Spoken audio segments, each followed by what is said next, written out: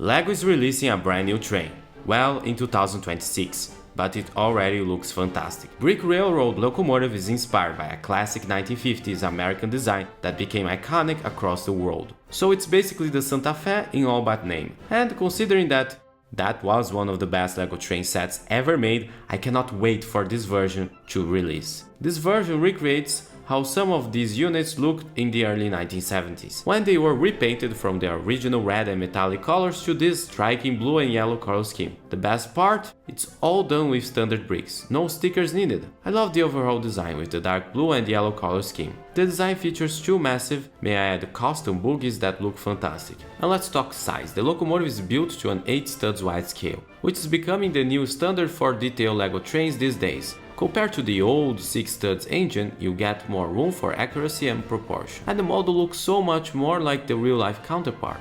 And even though it's a detailed display piece, it's fully designed to run on today's LEGO train tracks. The train can handle curves. Well, it does take a bit more space than the average LEGO train, so keep that in mind if your city is tiny and squeezed. And the best part, this model can be motorized. You can easily motorize this engine in a few ways. I love how the designer added some flexibility, allowing the builder to choose how he builds, or better, how he runs the train. The first option, the classic powered up train motor with a battery box. Super easy and quick to install. Then we have a powered up L motor, if you want more torque for hauling longer consists. Or if you really want to push it, you can add two L motors for maximum pulling power. And the best part, turning the train on or off is as easy as pushing a button on top. No need to crank open the roof every time. I love the windshield design. Since the piece used for the original Santa Fe model is no longer available, this design works really well and it recreates an aerodynamic look that feels like it came out of the 1950s.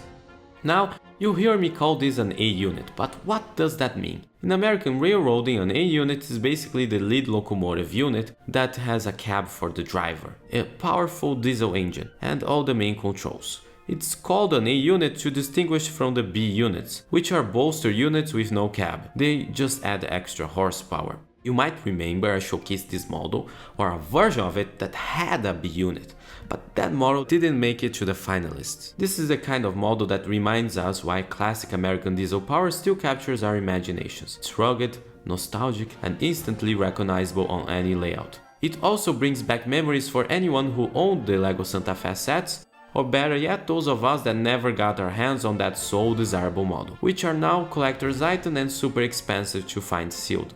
This new BrickLink Designer Program version gives both new fans and old collectors a chance to enjoy that iconic shape again, but with modern parts and clever building techniques. But what is Brinklink? Well, Brinklink is a huge online LEGO marketplace and community that LEGO actually bought back in 2019. Since then, they've run the BrickLink Designer Program, the official way for fan builders to submit detailed advanced models. Fans vote via a weird tree emoji system, and if the project gets enough support, LEGO produces it as an official limited edition set. Think of it like LEGO Ideas, but focused on bigger and more complex fan designs. Personally, I just love how this model balances realism and playability. It's display ready for your shelf, but when you want it to see it roll through tunnels and switches, it handles everything perfectly. And that blue and yellow color scheme? Absolutely chef's kiss. It really pops against grey track and countryside scenery. It would fit great in any LEGO city.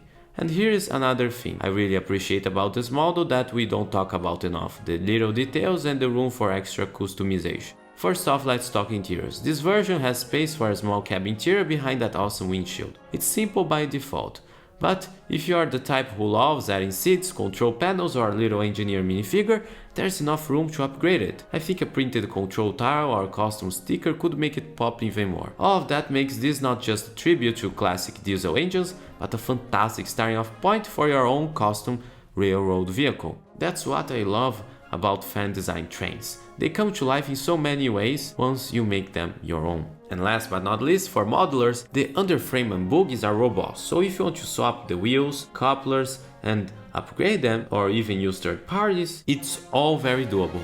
It's clear the designer thought about both builders who just want to snap it together and more advanced fans who love tweaking their trains to run perfectly. But how much? Well, we don't know. You see, this model was selected but the final design decision still has to be finalized. Now, unlike LEGO ideas, don't expect major groundbreaking changes, just minor upgrades or subtle modifications. Things like the price remain unknown or to be determined, but in my opinion, you gotta do this. Take a look at the model, imagine how much it would cost, add an extra $100, and then you get the price. Unfortunately, I won't be buying this. Why? Well, I live in Brazil, and they don't ship here. I've tried a few things like drop shipping, third party, but LEGO refuses those orders, they only ship to residential addresses. Hopefully they will expand the availability of those sets, but as with many things in my country, I find that quite unlikely. So what do you think? Would you run this as a simple engine, double it with 2 units, or maybe even build your own B unit to match? Let me know in the comments. I love hearing your opinions. Now let's take a closer look at some of the other models that will be coming next June.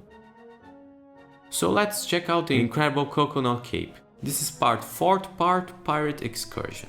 It features incredible Caribbean colonial architecture, perfect to add to an existing pirate display, right next to the El Dorado Fortress or the Barracuda Bay if you have it. The model features a traditional sea fortress, perfect to protect the coastlines. It also features this cool building with a nice technique using the croissant pieces. Overall, this project is a tropical paradise. Next up is Dust Marker Keep.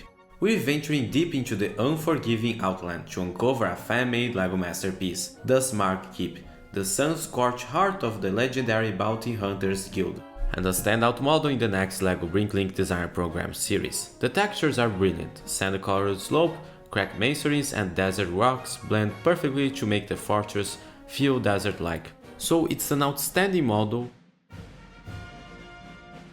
Then we have a masterpiece, University of Science. This model is simply outstanding, with a neo-Gothic look that fits perfectly with that university aesthetics.